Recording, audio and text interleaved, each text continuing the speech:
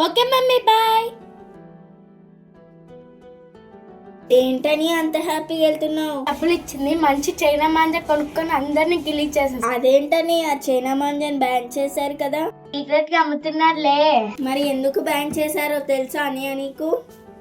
Bike మీద వెళ్ళే వాళ్ళకి నెక్ కట్ అవుతుందని, పక్షులకి రెక్కలకి చుట్టుకొని చనిపోతున్నాయని, అందుకనే బ్యాన్ చేశారు. మరి అన్నీ తెలిసి చైనా మాంజా కొంటాను అంటున్నావు ఏంటని? మరి మా ఫ్రెండ్స్ కి కట్ చేయాలంటే ఖచ్చితంగా చైనా మాంజా ఉండాల్సిందే కదా.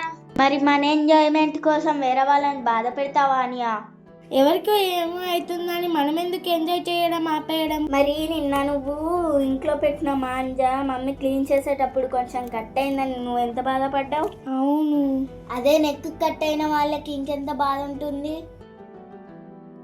మనం ఎంజాయ్ చేయడానికి చాలా ఆప్షన్స్ ఉంటాయి అన్నయ్య, కానీ మనం ఎంజాయ్ చేసేటప్పుడు వేరే వాళ్ళు బాధపడద్దు. నేను మాంజా బదులు క్యాటిన్ మాంజా తెచ్చుకొని ఎగరేసుకుంటా. పక్క షాప్ లో రెడ్ అయి ఉంటాయి, అవి నీకోసం తెస్తానులే. అవునా, థ్యాంక్ యూ అన్నయ్య.